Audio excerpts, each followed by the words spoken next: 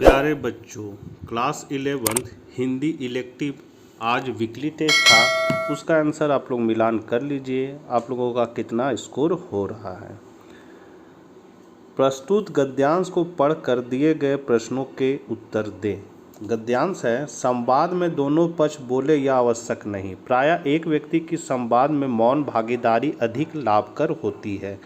मन से हारे दुखी व्यक्ति के लिए दूसरा पक्ष अच्छे वक्ता के रूप में नहीं, अच्छे श्रोता के रूप में अधिकतर लाभकर होता है। बोलने वाले के हाव भाव और उसका सलीका उसकी प्रकृति और सांस्कृतिक सामाजिक पृष्ठभूमि को पल भर में बता देता है। संवाद की सबसे बड़ी शर्त है एक दूसरे की बातें पूरी मनोयोग से संपूर्ण धैर्य से सुनी जाए। दूसरे की बात काटने के लिए, उसे समाधान सुलझाने के लिए हम उतावले होते हैं और यह उतावलापन संवाद की आत्मा तक हमें पहुंचने नहीं देता। इसलिए संवाद की अनंत संभावनाओं को समझना चाहिए। तो इससे संबंधित पहला क्वेश्चन है, उपर्युक्त गद्यांश के लिए उपयुक्त शीर्षक होगा। तो इसका जो उपयुक्त शीर्षक होगा वो हो सकता है संवाद एक कौशल। तो पहला का हो जाएगा ख। दूसरा है, संवाद की सबसे महत्वपूर्ण बात क्या होती है। तो संवाद की सबसे महत्वपूर्ण बात होती है मौन होकर वक्ता को सुनना। तो यहाँ दूसरा का हो जाएगा ख।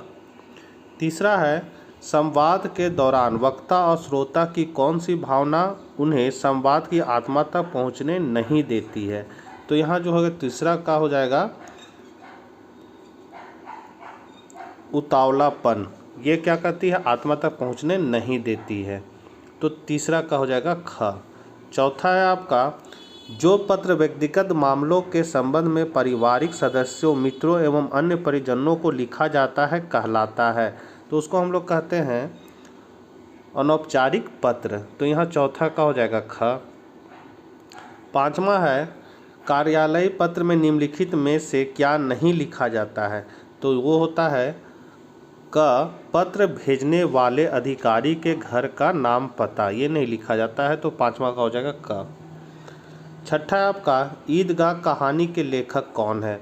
तो बहुत फेमस कहानी है और इसके जो लेखक है वो है मुंशी प्रेमचंद। तो छठा का आपका हो जाएगा ग। सातवां है, ईदगाह कहानी में सबसे प्रमुख पात्र कौन है। तो इसका सबसे प्रमुख पात्र जो है वो है हामिद। तो यहाँ पर आपका सातवां का हो जाएगा घ। आठवां है, निम्नलिखित में कौन सी रचना प्रेमचंद की नहीं है। तो ये जो प्रेमचंद की जो रचना है वो कौन नहीं है। तो यहाँ पर हो जाएगा जिंदगी और जोंक। ये आपका प्रेमचंद की रचना नहीं है, ये अमरकांत की रचना है, जिंदगी और जोंक। तो आठवां का हो जाएगा आपका घ। 9वां नंबर क्वेश्चन है, दोपहर का भोजन पाठ के रचनाकार कौन है। तो इसके रचनाकार आपका अमरकांत है। तो 9वां का हो जाएगा ख। 10वां है, दोपहर का भोजन कहानी के मुख्य केंद्र बिंदु पर समाज के किस वर्ग को रखा गया है। तो यहाँ जो है रखा गया है निम्न मध्यवर्गीय परिवार को रखा गया है। तो 10वां का हो जाएगा आपका क। 11 है, अंडे के छिलके के लेखक कौन है। तो इसके आपके लेखक हैं मोहन राकेश। 11 का हो जाएगा ग। 12 है, अंडे के छिलके किस विधा की संरचना लेखक है। तो ये है आपका एकांकी। 12 का हो जाएगा क। 13 है, कबीर का जन्म कब हुआ था। तो कबीर का जन्म आपका सन 1398 को हुआ था। घ नंबर हो जाएगा 1398। कबीरदास जी अपनी कविताओं में किस धर्म में व्याप्त छुआछूत एवं कुरीतियों की बात करते हैं। तो ये आपका करते हैं हिंदू एवं मुस्लिम। 14 का हो जाएगा ख।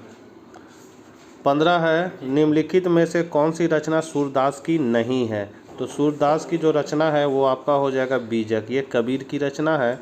तो यहाँ हो जाएगा बीजक ग। और लास्ट क्वेश्चन है, नर शब्द का अर्थ होगा। तो नर शब्द का अर्थ होगा इनमें से कोई नहीं।